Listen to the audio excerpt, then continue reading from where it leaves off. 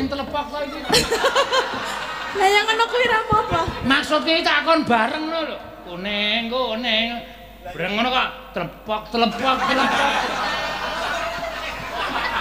Ana sing mapiek ngono, Mbak. Baleni sing uyagane sing ora aktif. Ting telepok ora karu-karuan lho. Kok ya pas kuning pas ting telepok. Oh, cangkeme elek. Ayo gawe kuning.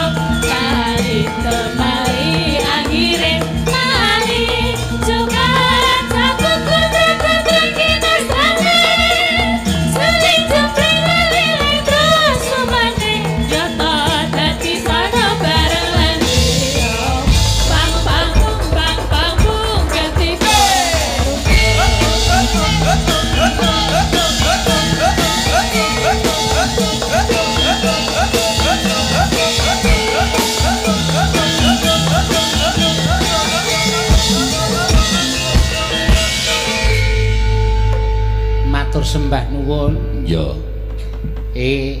Tindek sedela ya, Nak. Ya. Men awake dhewe iso ngaturake apa ta wigatine dene awake dhewe sowan ning Pantai Jatimalang Kabupaten Purworejo, Jawa Tengah. Karo panjenengane para bapak-bapak kelompok nelayan Jati Samudra. Oh iya, Jati Samudra. Bengi iki ngadani sedekah laut, Nak. Oh iya. Lah dilalah keparenge sing kuwasa awake dhewe wis ngampet meh 7 sasi. Iya. Dodolan semangka nang omah glundang-glundung. Iya. Ora iso pentas nang ndi-ndi. Iki sing dirasing ngrasake ora iso pentas ya ora mung awake dhewe ning kabeh kanca-kanca seni. Iya. Saka apa wae dilalah bengi iki saka keparenge Ibu Wakil Bupati, Bapak Lurah ngendikake gandeng iki adat budaya sing wis dilakoni nganti tekan dina iki wis marambah mataun-taun wis pirang-pirang puluhan taun mesti eneng sedekah bumi tandha matur nuwuning para bapak-bapak nelayan nggone misaya mina ning samudra pinaringan barokah lumantar samudra pikantuk sandang tedha lan sak piturute mula terus nganake atur panuwun ngersaning Gusti lumantar adat budaya tata cara ya kuwi sedekah laut. Oh iya ya, Mak. Iya. Matur sembah nuwun tanpa pepindhan. Ya. Bengi iki awak dhewe sing kepindho, Nak. Oh iya. Sing kepindho metu saka Ngayogyakarta, sing ndek emben sowan ning Demak, ya Jawa Tengah. Jawa Tengah tak kira nek penontone ya bebas. Jebulno ning kono dikupengi pager gedhe banget wong pondok pesantren gek nganggo pendopo. Iya. Aku takon Pak Kiai mungkin iki penontone kathah. Ajeng kula tonton sak keluarga. Oh. Ayo wis dadi ming sepi nok. Iya. Ya wis ora apa-apa. Bengi iki alhamdulillah iso ketemu karo para-para penggemar wayang ya sing lenggah ning Jawa Tengah. Eneng Yuja ya akeh sing padha bablas tekan kene no. Matur sembah nuwun tanpa pepindhan. Utamane tak aturake panjenengan Bapak Lurah. Iya. Utamane Bapak pimpinan kelompok nelayan Jati Samudra. Iya. Karo panjenengan Bapak Camat lan kabeh pemerintahan Kabupaten Purworejo sing wis paring apa jenenge kalodhangan izin dening bengi iki iso wayangan bebas. Penonton ya padha rawuh akeh ning ya kuwi tetep menggunakan protokol. Tegese tetep nganggo masker no. Iya. Ora ngilangke dawuhing pemerintah lho. Iya, ora ngilangke dawuhing pemerintah. Mula bengi iki pancen sinambi sosialisasi ya no. Pancen ya kabeh dawuhing pemerintah kuwi bener. Iya. Sing jeneng Covid kuwi ana ning nuwun sewu panjenengan ora perlu wedi. Ora perlu wedi, ora kebangetan le kuwatir, ora kebangetan le keweden mengko ndak malah ora prayoga. Mergo nuwun sewu Covid ki saiki wis gampang ditambani. Oh iya. Apa to sebabe kok nganggo masker mengko ndak penyebarane luar biasa tidak bisa dikendalikan. Ning nek jeneng penyakit kuwi wis ora mbebayani. Iya. Angka kematiannya di bawah flu burung malah eno. Oh iya toh. Iya, di bawah flu burung. Angka kematian sing paling akeh ning Indonesia kuwi angka kematian mergo kecelakaan. Oh, dadi sing jaga jarak ki sing luwih apik aja menungso ning truk. Lho. Bis barang kuwi do jaga jarak ndak kecelakaane saya akeh. Kuwi aja edan ora. Ya menungsane barang dina. Iya, ya pancen bener ya, Mak. Matur sembah nuwun tanpa pepindhan. Mula wah wis tak impi-impi tenan. Dek ben ana kabar jare ora sida mergo eneng sing kenging Covid. Ya, ngono ya. Wah, getunku kepati-pati nok ming arep ngrasake. Lah wing jeneng jiwa seni kaya aku ngene iki mbok ditambani apa wae nek ora iso pentas ki rasane kaya tersiksa. Iya. Wis tenan wis to. Nelayan kuwi nek ora iso bunek neng sirah, nelayan ora iso golek iwak neng laut ya bunek neng sirah. Seniman ora iso pentas ya bunek neng sirah. Iya, ya pancen ngono ya, Mak. Iya. Mula sebaiknya dicari jalan solusi yang terbaik. Iya, dicari solusi yang terbaik tegese ya umpama iso pentas ning dengan syarat-syarat utawa ada aturan-aturannya piye manut Bapak pemerintah sing gaweke waton iso padha iso metu iso pentas no. Iya. Mergo iki pancen tenan luar biasa iki ngungkuli anu kok apa jenenge iki? Ngungkuli krisis moneter. Iya. Ngungkuli krisis moneter ya, Mak. Iya.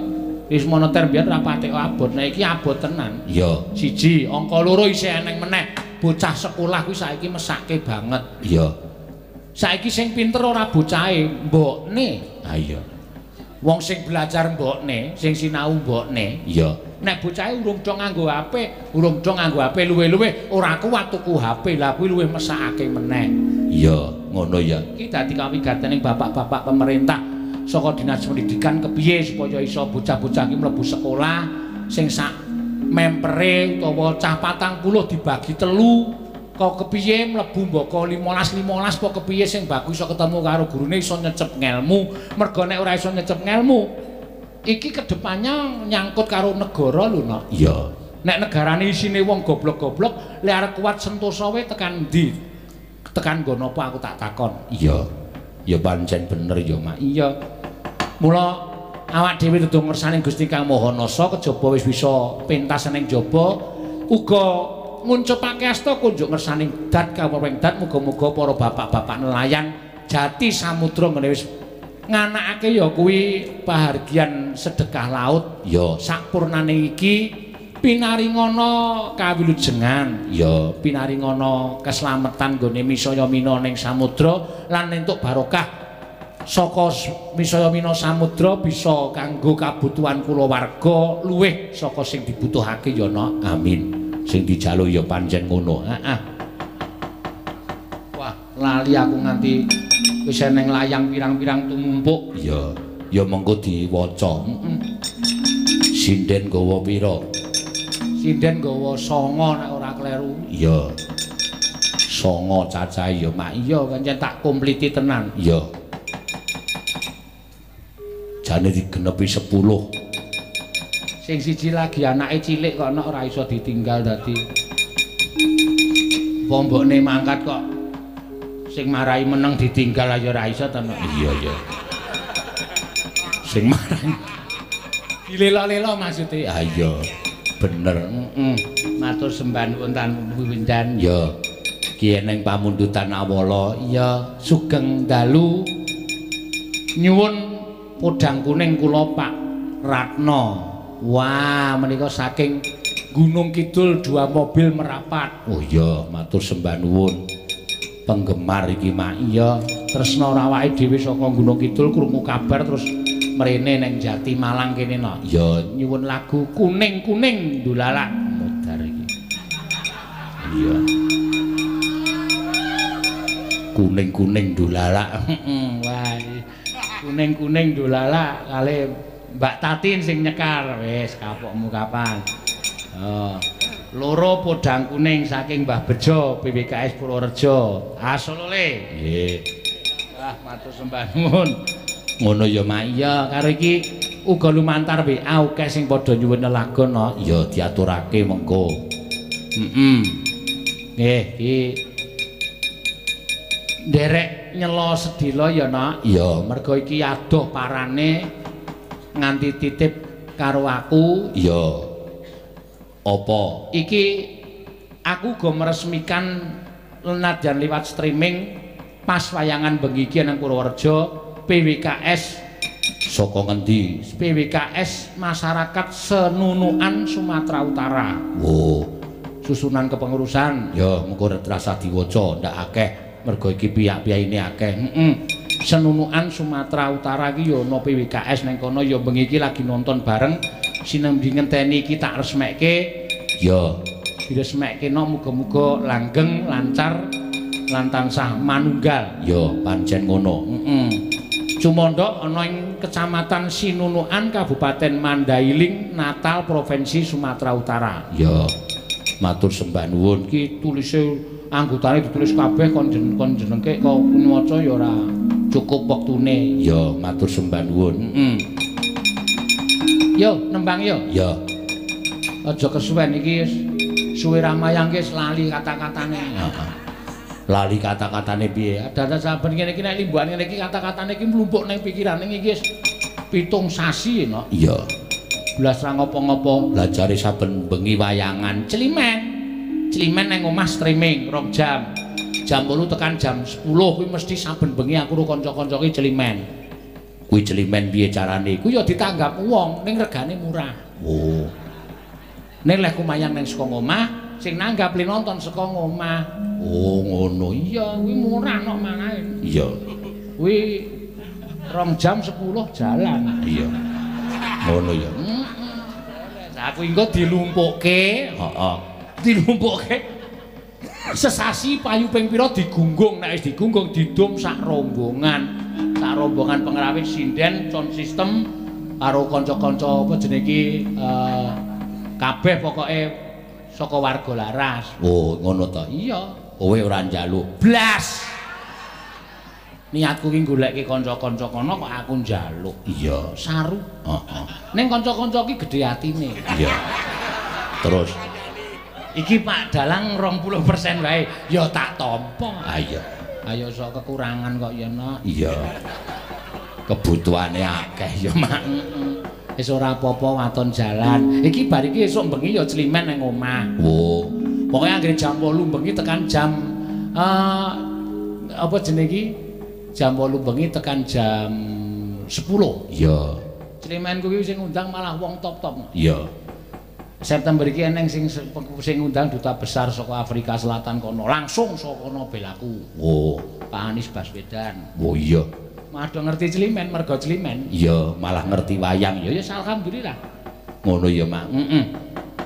Yo, Tin, kuning-kuning iki, Tin. Kuning-kuning kepala. Ku indung-indung. Iya. Lah wong ra. Ayu apa rayu? Waduh. Sing piye ya? Iya. Wis mengko digoleki sik. Ya saiki alon-alon sing anu sik, Mak. Sing apal sik. Iya. Karang ya ngene dhewe urung tau ngerti apa jenenge model ndolalak kae nek nonton nang YouTube ya tau. Iya. dung dung tang dung tang dung tang dung tang ngono kae. Tahu ning sing kuning nggo napa ra dong. Iya. Nyuwun, iki nek podang kuning malah iso. Ya, Mbak, podang kuning. Ya. Ya diaturake. Ya nek sing nyuwun apa liyane ndi? Ya engko men paring nawala. Heeh. Sindenku ya wis tuwa-tuwa. Ah iya. 7 sasi ra tau ketemu, ra tau pentas ning jaba bareng tak sawang. Tuwek-tuwek. Ah wis pahit. Oh iya. Sing maune ketok cilik saiki wah. Remuk. Ah iya. Arep ngapa nek seniman kira ndek kegiatan ning omah? Ah iya. Bareng tibane mayang malah meteng. Ayo wis malah. Iya. Ora apa-apa. Ya diaturake. Sapa sing kepareng nyekar sik, Mbak Ika sik? Ya, ya. Podang kuning. Heeh. Ika mbiyen ya apik saiki ya. Wah.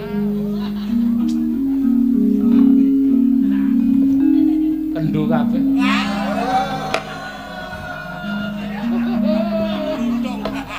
Sing kendho apane?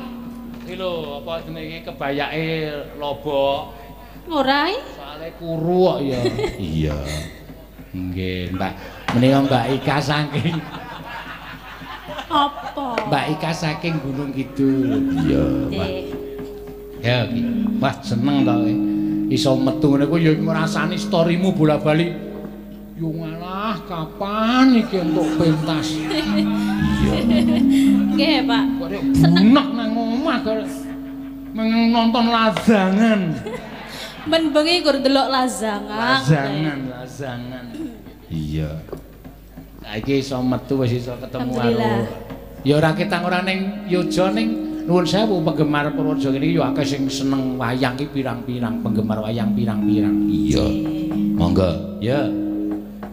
Niki podang kuning nggih. Ah, podang kuning. Nano Nadyan wujud temong peksi. Oh nggih, matur sembah nuwun. Ken ngaturke sponsor bengi iki nang pirang-pirang no. Apa wae? SPBUN Jatimalang. Ya. Warung Seafood Yuwar. Warung Seafood Yusri. Warung Seafood Lintang Samudra, Warung Seafood Yupesek, Warung Seafood Yuyen. Yuyem oh iya. Ah tulisane ra cocok. Warung Seafood Yurini, Warung Seafood Yukasmini.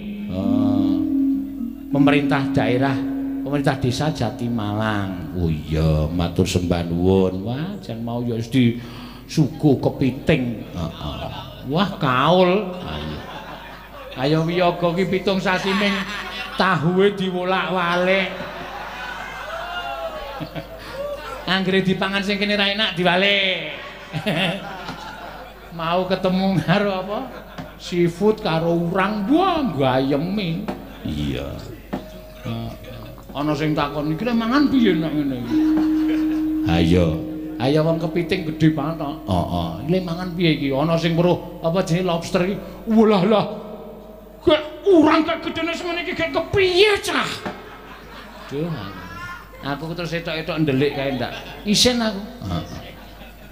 Lek mangan piye kuwi? Oh alah ya. Panganane ming telogina.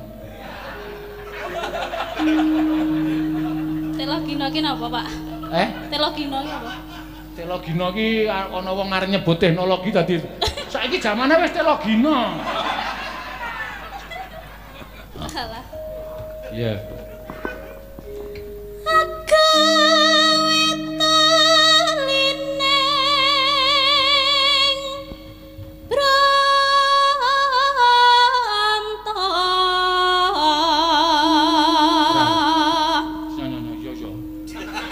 Ngopo, Mak?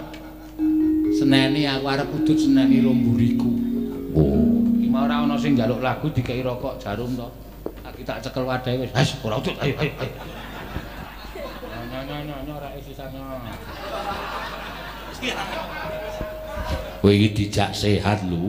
Rokokmu buantere ora jamak-jamak. Ayo, watuk. Bayi kae ra udut watuke ngikil. Ya. Alus manis nang sam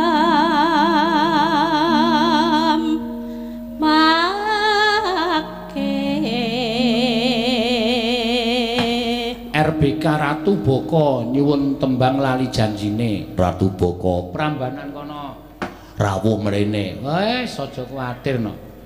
RBK Ratu Boko ki aja kok neng kene. Aku tekan Tulungagung, tekan Blitar, tekan Tuban kono marani nggo mobil. Oh iya, Saking senenge ya, Mak. Iya. Wonge ya ngono kuwi. iya. Ya wis ora apa-apa. Terus ya. Suinggun kula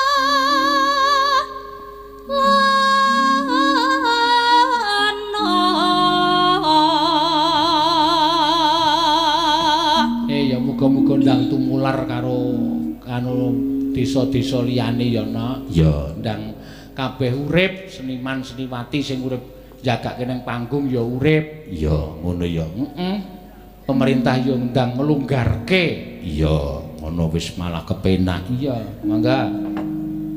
goleki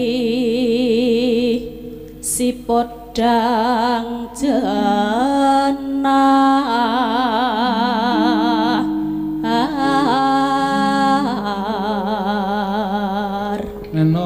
Neno. iba bunga henga tiku nyanding bisa dadi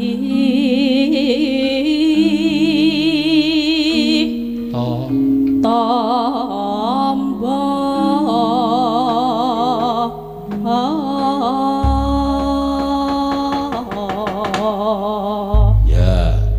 Ya, Neno. mangga.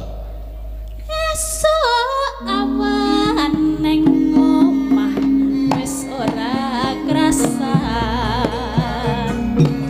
keluyuran anggolek sing tak sayang mubeng mitaranggonku goleki ora krasa esuk nganti bengi apane man yen nganti yo kang yawang leyang tak sawang mencok ning ngempang gancangan tak rinding saka kaduman sarawi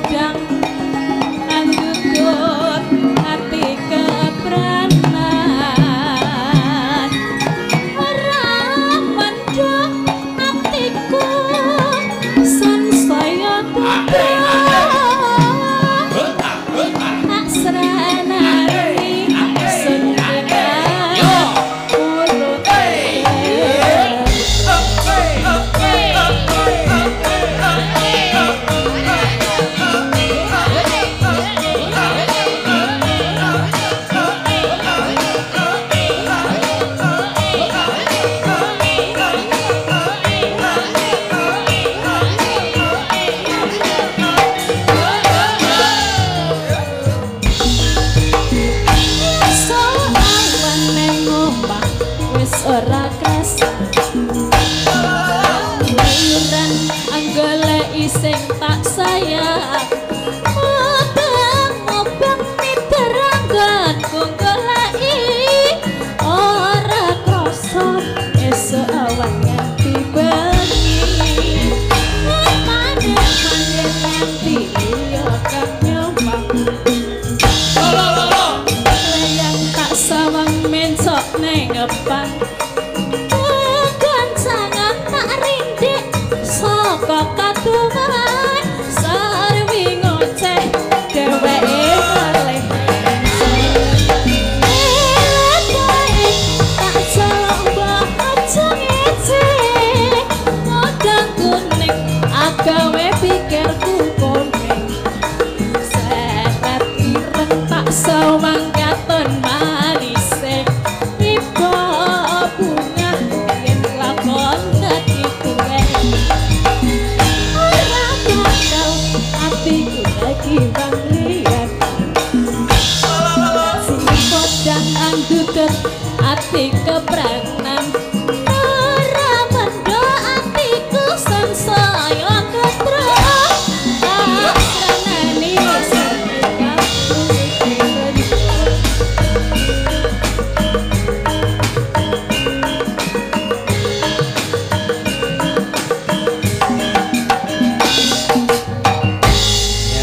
Matur sembah nuwun. Ya, podang kuning ki mau sing nyuwun pirang-pirang. Heeh. Saka Pak Ratno. Ya, Ki mau ya nyuwun podang kuning terus Mbah. PWK Purworejo ki mau sapa Mbah? Mbah Bejo. ya. Uga podang kuning. Matur sembah nuwun. Mengke kuning-kuninge mengke nggih Mbah? Ya, ora usah kuwatir, Mengke nek angel soal iki. Heeh. Sapa? Oh, Tatin Nisa. Ya. Ngadeg Tin, Tin. Kuning-kuning kepala kuning. Kepala kuning. Duduk bae, Pak. Hah? Duduk. Ora, ya karo joget kok ya. Ora iso lek. Iso. Ayo to, rasa aleman to. Bopong apa piye?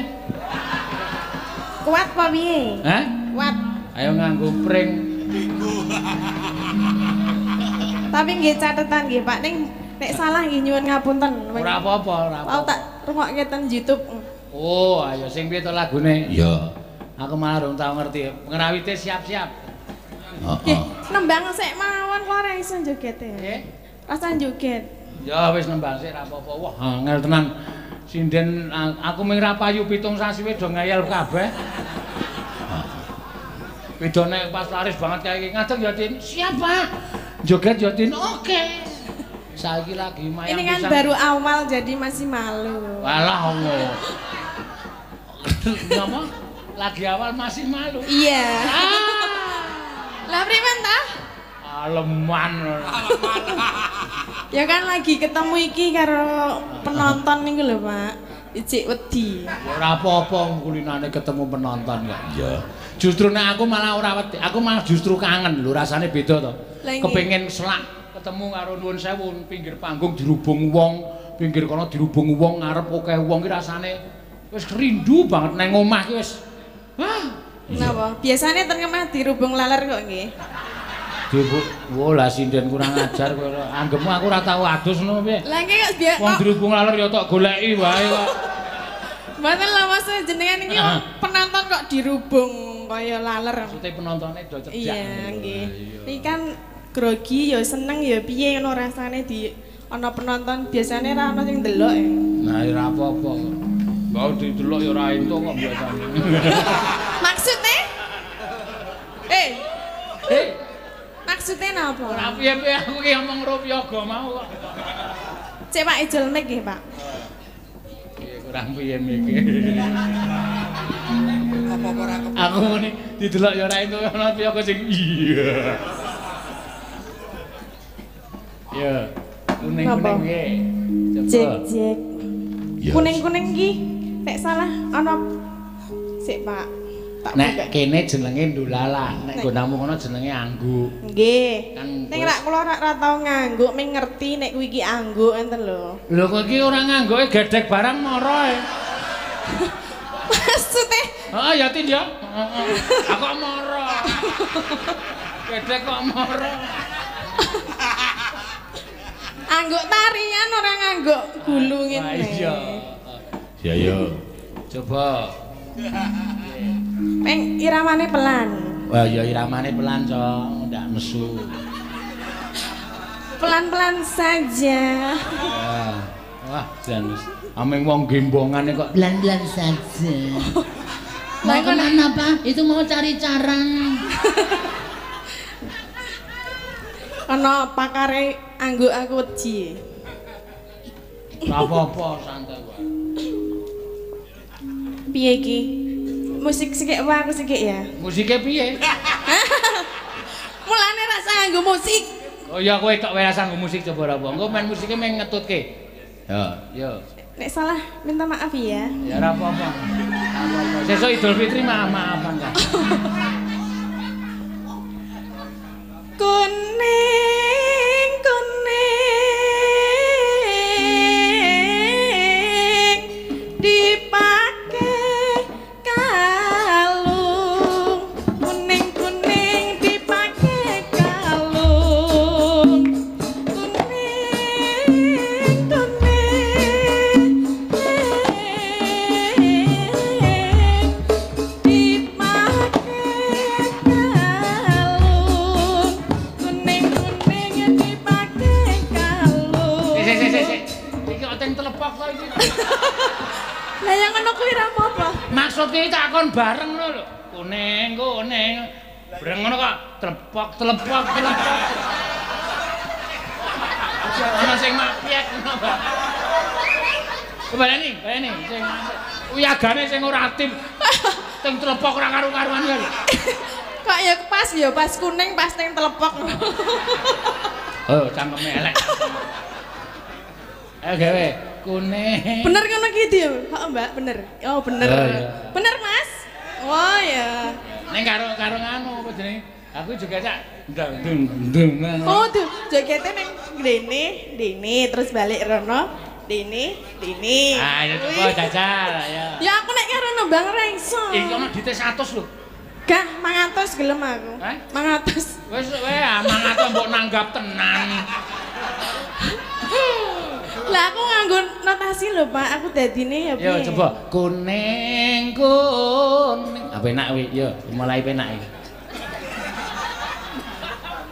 Ayo coba. Kuning.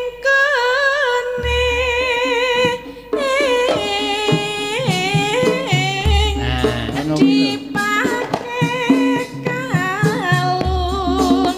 Kuning dipake kalung. Kuning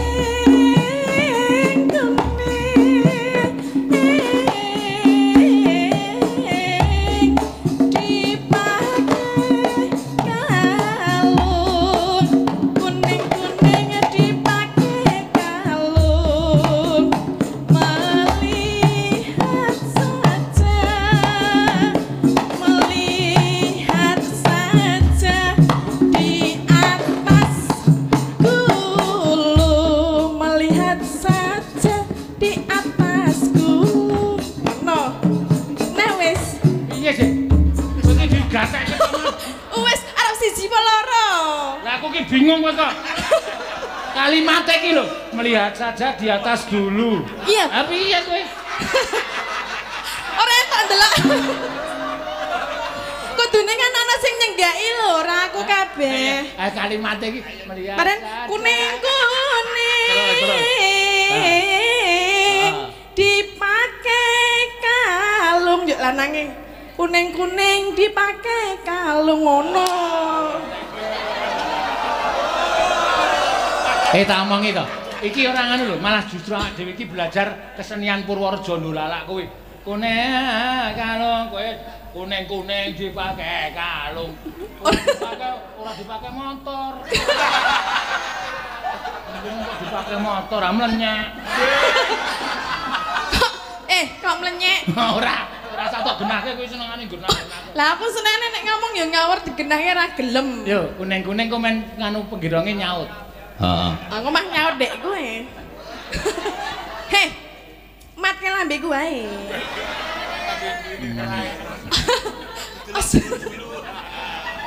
Iki kuning-kuning arep pirang jam dhewe, Mak? Ora apa-apa, nggih aku seneng kok karo belajar kok. Iya. Nek ana sing nari luwih apik ya. Heh? Nek ana sing nari. Rasah. Rasah ya wis. Jajal iso ora ngetes sing lanang ya. Kuning kuning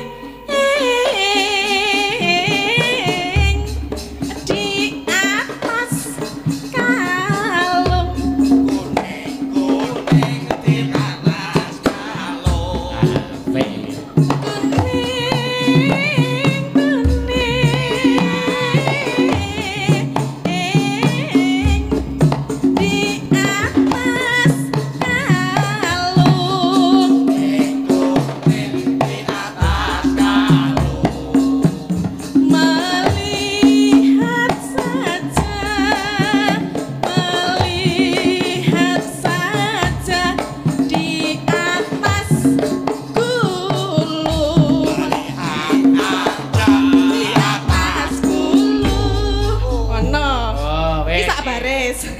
apa nyak Nyampira ndi?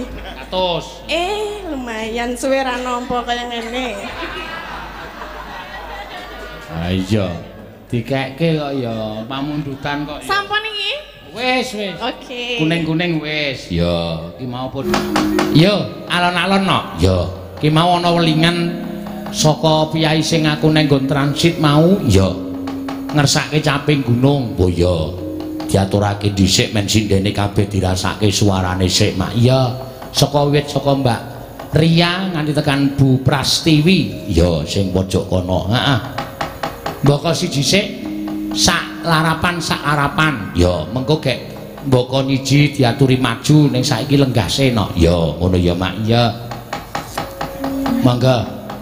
Neno neno neno neno. Ha. Iki kok seragame kok beda dhewe. Lah jenengan mboten numbaske kok. Sapa? Jenengan. Lah sampean ora nyuwun kok. Oh.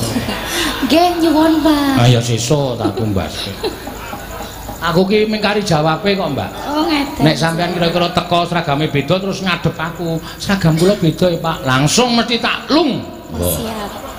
Aku ki wong ora tau eman kok. Iya. Aja kuwatir kok. Sesuk tumbas sing kembang-kembang. Telepon ndi? Ini sik kembang-kembang kaya ngoten niku Oh, lho. ngeten sih. Maksudnya ora. Benjeng patos nggih? Benjeng patos. Mang golek dhewe aja kali kula. Kula kinten jenengan aja ngeterke. Kula niku nek lunga karo wong niku kaya moh mule rasane yo ana. Duwe lara kerasan. Lara kok kerasan ora. Yo, mangga.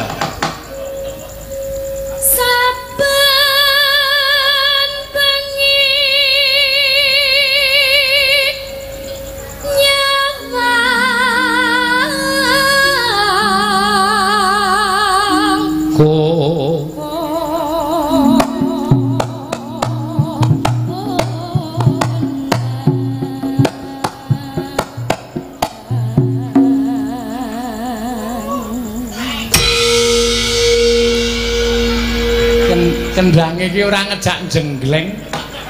Iya. Nanti ini blakun tak gentung. Duk. Iya. Yen memajang geser Mbak Ika Suhesti. Ya. Nah iki piyayi Gunung Kidul saka Tanjung Sari. Yen memajang monggo. Yen memajang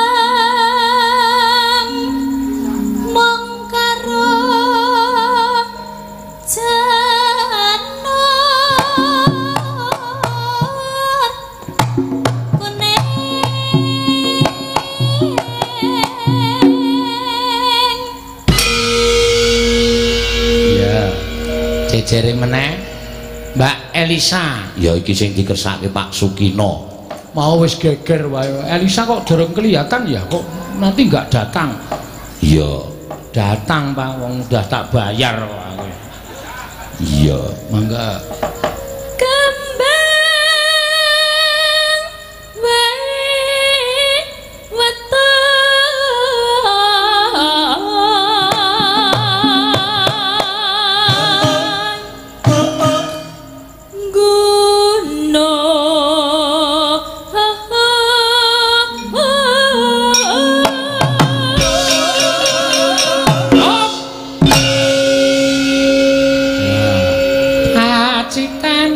iki Mbak Tatin.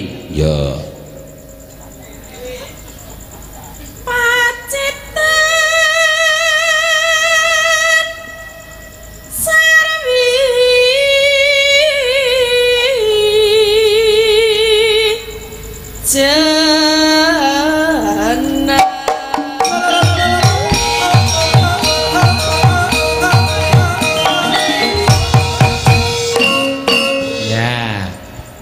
Terus Mbak Ayu, lho Mbak Ayu wis mangkat, wis. Alhamdulillah wis waras kok, no. Ya syukur. Bar diparingi apa jenenge karo sing gawe urip, ya maune ngandhut terus jabang bayi ora berkembang. Wo. Terus paksa dijupuk wae timbangane malah ora prayoga. Oh, di nek carane piyai kedokteran dikiret. Diresiki jerone. Iya ya, Mak. Ya ora apa-apa. Tegese urung diparingi rejeki karo sing gawe urip. Didhawuhi supaya budidaya meneh, no. Iya. Berusaha. Heeh.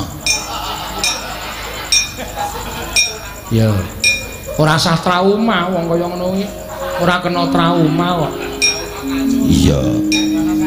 Ngono kuwi urung diparingi rejeki iki ora kena trauma. Ya. Ya, Mbak Ayu.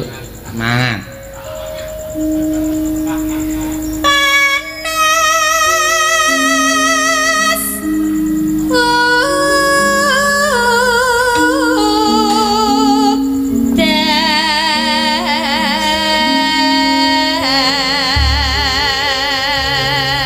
Ya, parian kagem Pak Trisnorjo. Ya Mbah Trisnorjo.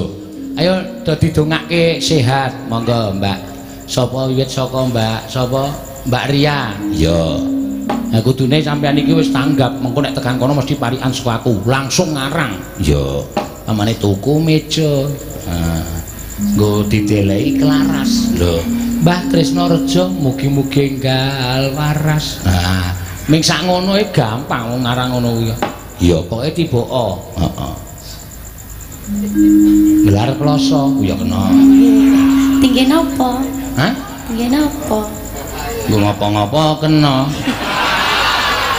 Ha wis lah malah ditakoni kok wis tak nai anu jenenge iki tak blabari gelar kloso ya, Mbak.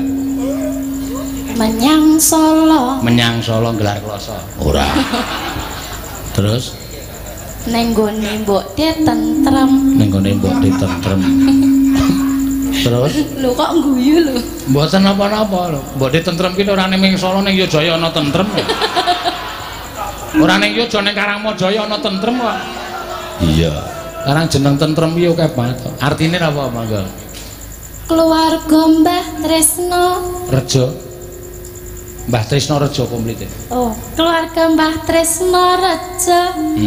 Mugi ayam tentrem. Amin. Kuwi sak keluarga kabeh sing di apa sing didongake. Ya. Ayo Ika. Tuku klapa. Tuku klapa Neng Purworejo. wah. Ayo teneh. Kulaan, Pak. Ayo kulaan. Tukune deganse.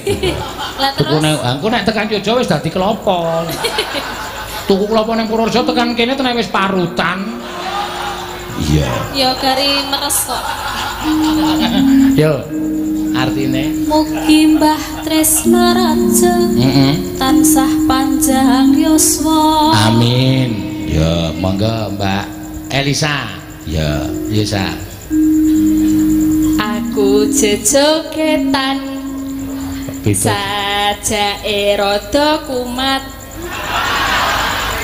Terus Mugi Mbah Tresno Rejo lan Masjid As-Ar-Rahman tansah dikenang masyarakat. amin. Ya. Sembah nuwun. Ya terus Tatin Mangan telo. Tek telu.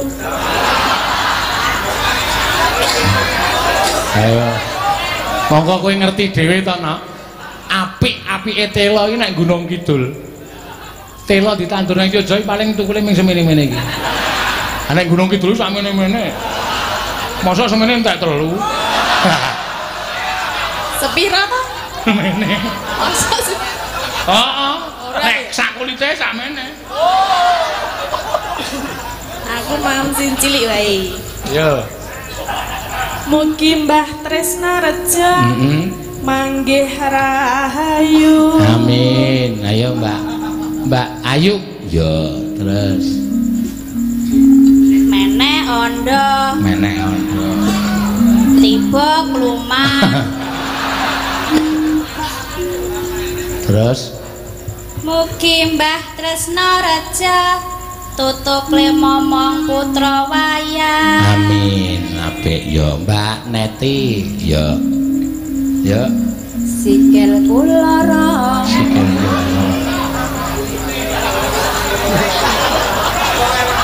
Sing cetha lho. Pripun, Pak? Kirang cetha, Pak. Aku sok nyemelangi nek sikil kula ngono. Kirang cetha niku, Pak. Heeh, terus Sikil kula rong. heeh, terus Siwal kukune. oh siwal kukune.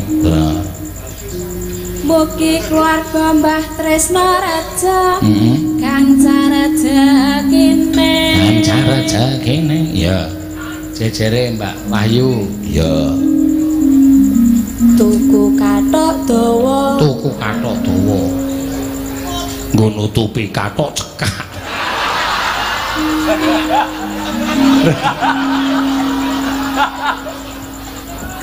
Ning kota gedhe. Neng kota gedhe.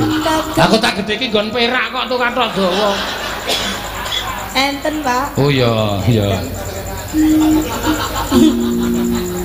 Kagem Pak Tresna Reja sak keluarga. Heeh. Mugi kabul dongane. Mugi kabul dungane Mbak Bu Prastiwi ya sing apik lho Pras ora Mbah Tresna iki gerah lagian. Ning pasar Karangmojo Waduh. tuku beras. Heeh. Mugi Mbah Wangsa Reja. Ngawur.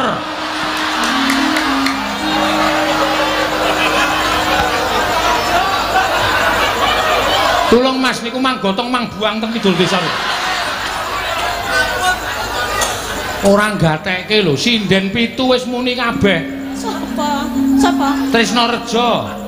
Nggih, kletu nyuwun pangapunten nggih. Mbah. Tembak mawon, Pak. Sapa? Pak Sukino ya letkol e mangsane. Saking ngriku mawon langsung nggon bathuk niku tor. Mengke tak buange wis rasane. Ampun kleru lho Pak nek nembak kula. Wih, malah kurang ajar to. Malah muni kleru, ora bakal kleru tukang. Yo.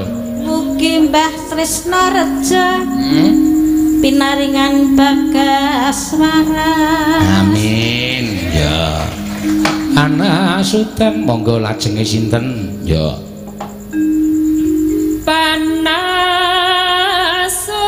Panasudan udan panas aleng-aleng Capek.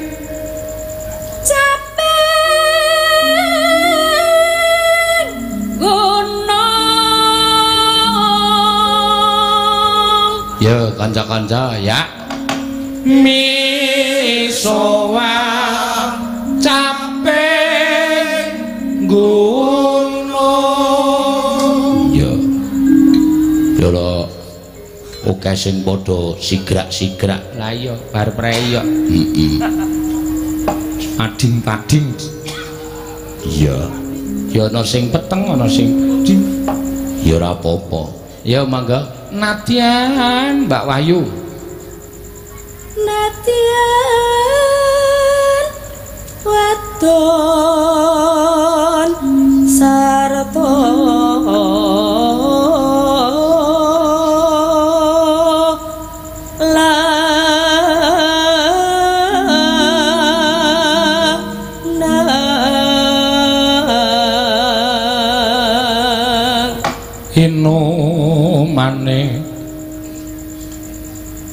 inumane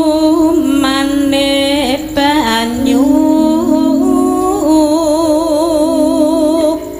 bane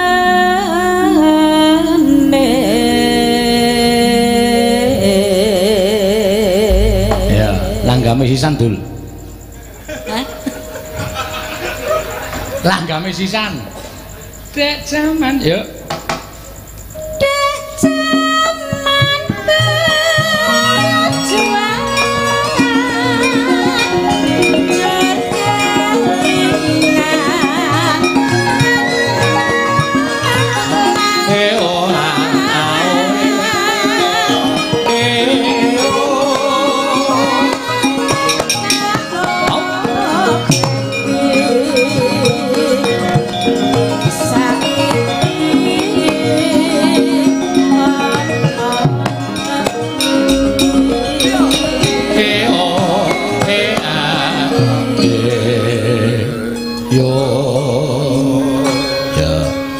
tibake dangdute kur monggo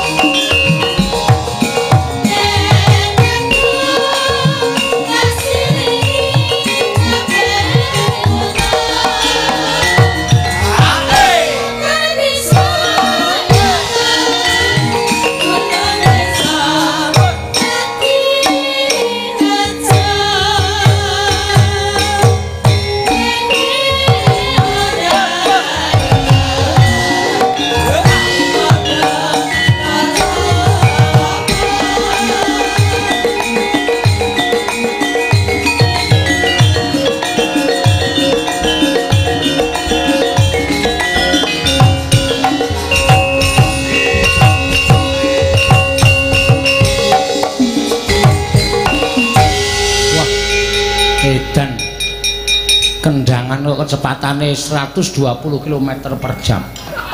Buanter tenan ya mak. Tang tang tung tang tang tang tang tang. Asing nabuh ya iso kewer-kewer. Iya, ya wangune selama prei iki latihan.